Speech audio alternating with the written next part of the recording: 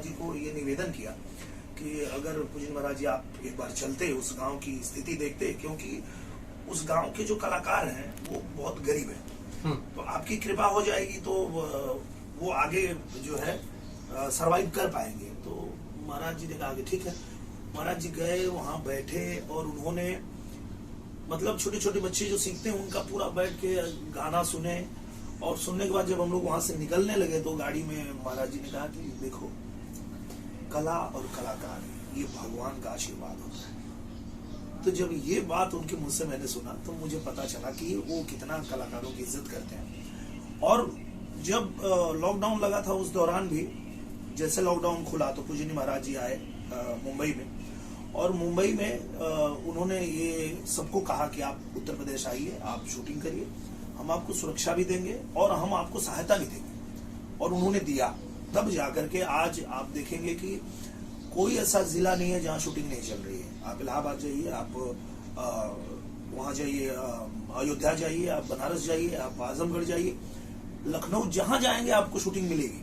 उसका कारण यह है कि एक तो वहां सुविधा एकदम सब कुछ है, कोई दिक्कत नहीं, आपको परमिशन चाहिए तुरंत मिल जाएगा।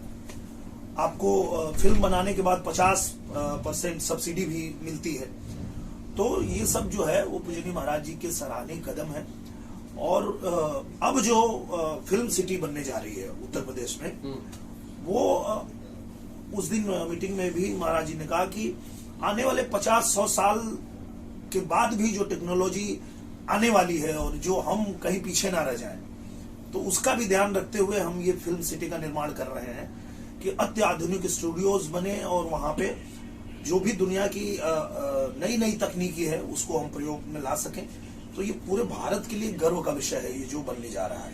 ये सिर्फ यूपी के लिए नहीं, पूरे भारत के लिए है।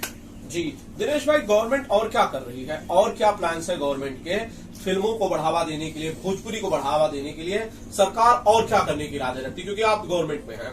बिल्कुल, उनका महाराज जी का तो पूरा जो है सहयोग है, और जब भी वो आते हैं मुंबई में तो जो भी वादा करते हैं उसको निभाते हैं। अभी आप देखेंगे कि उत्तर प्रदेश में अलग अलग जगहों पे नए नए एयरपोर्ट बन रहे हैं। सड़कें जो है इतनी अच्छी बन गई हैं कि आपको अगर एक जगह से दूसरी जगह ट्रैवल करना है और आपको यूनिट लेके जाना है, आसानी से आप जा पाएंगे।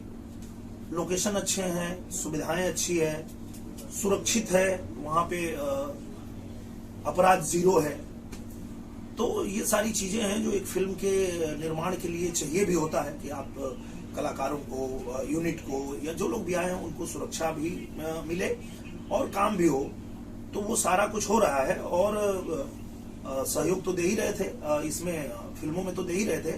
अब जो वेब सीरीज है उसमें भी 50% जो है सब्सिडी का प्रावधान आ गया है। तो ये और भी एक हमको लगता है कि पूरे सिनेमा जगत के लिए एक उपहार साबित होगा। जी दिनेश भाई, एक सवाल है कि सेंसर बोर्ड बनना चाहिए गानों को लेकर, स्पेशली हाल ही में एक इंटरव्यू के दौरान भोजपुरी के बड़े स्टार ने भी कहा कि बहुत अभद्र अश्लील किस्म के भी गाने आ रहे हैं, उन्हें कंट्रोल करने के लिए यूपी बिहार में सेंसर बोर्ड होना चाहिए गानों के लिए। क्या दिनेश लाल यादव निरहुआ इस मांग को सपोर्ट करते हैं? बिल्कुल सपोर्ट करते हैं, होना ही चाहिए। इसलिए होना चाहिए कि देखिए क्या है कि अगर पाबंदी नहीं लगेगी, अगर किसी चीज पर रोक नहीं लगेगा, कानून नहीं बनेगा, तो वो एकदम से पता ही नहीं चलता कि रुकना कहाँ पे है। उनको रुकना कहाँ है वो समझ ही नहीं पाते हैं, जो भी कलाकार हैं या जो भी गीतकार हैं, जो भी है। तो कहीं ना कहीं एक कानून तो होना ही चाहिए कि आप कोई भी चीज करने का आपका दायरा कितना होना चाहिए, और ये सेंसर बोर्ड से बढ़िया कोई तय नहीं कर पाएगा।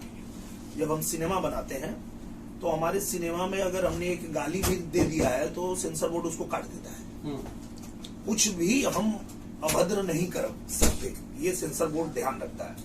तो यही सेंसर बोर्ड अगर गानों के लिए भी हो जाए, एल्बम के लिए भी हो जाए, तो ये बहुत अच्छा साबित होगा, मुझे लगता है। दिनेश भाई, ये मांग उठाई जा सकती है पार्लियामेंट के अंदर? हाँ, देखिए पार्लियामेंट में तो कुछ भी आप नए कानून के लिए ही वहां बैठे हैं और बात कर रहे हैं, तो निश्चित रूप से मांग उठाई जा सकती है और इस पे हम मांग उठा देंगे। वाह दिनेश भाई, बहुत शानदार। मुझे याद है जब दिनेश लाल यादव निरहुआ का पहला दिन था पार्लियामेंट में, तो इन्होंने किसी की बात नहीं की, भोजपुरी की बात सबसे पहले की, और शायद इसीलिए दर्शकों की उम्मीद है कि ये दिनेश भाई हैं जो इस चीज को कर सकते हैं, और ये करेंगे जरूर। बिल्कुल करेंगे और करना ही चाहिए, क्योंकि जनता जो है, दर्शक जो है, इंडस्ट्री जो है, सब लोगों ने मिल करके हमको वहां पहुंचाया है। आज हम जहां भी बैठे हैं वो जनता ने तय किया है, जनता ने आशीर्वाद दिया है, जनता ने प्यार दिया है, इंडस्ट्री ने हमें सपोर्ट किया है, तब जाके वहां पहुंचे। तो निश्चित रूप से हमको अपनी इंडस्ट्री के बारे में, अपने भाषा के बारे में, अपने लोगों के बारे में जो भी उचित है वो बात करना ही चाहिए। जी दिनेश भाई, एक आखिरी सवाल आजमगढ़ से जुड़ा हुआ, आप कैसे ऐसे कर पाते हैं दिनेश भाई? आप शूट कर रहे हैं, कोई भी आदमी आता है एक छोटी सी समस्या लेके, आप शूटिंग रोकते हैं, उसकी समस्या के लिए पहले फोन वहां लगवाते हैं या फिर कुछ और करते हैं, कैसे ये दोनों एक साथ कैसे चल पा रहा है? जो निरहुआ जिसके पास सिक्योरिटी का बहुत बड़ा दायरा होता था, कैसे एक आम आदमी की पहुंच अपने सांसद तक हो पाई है? वो इसलिए हो पाई है कि हम लोग बहुत अच्छे से इस बात को अपने दिल और दिमाग में बैठा के रखे हैं कि हमको जनता ने चुना है। वो अपना प्रतिनिधि इसलिए चुने हैं कि हम उनका काम करें, उनकी आवाज बने, उनके लिए कहीं कानून बनवाना है तो कानून बनवाएं, उनके लिए सड़क बनवानी है तो सड़क बनवाएं, उनके लिए जो भी करना है वो उसके लिए हमको चुने हैं। और वो काम अगर हम नहीं करेंगे तो मुझे लगता है कि फिर अन्याय हो जाएगा। अगर हमको नहीं करना होता तो हम गए क्यों वहां? अगर हम गए हैं वहां और जनता ने हमको अपना आशीर्वाद दे दिया है, तो वो तो काम करना तो बहुत छोटा मोटा बात है।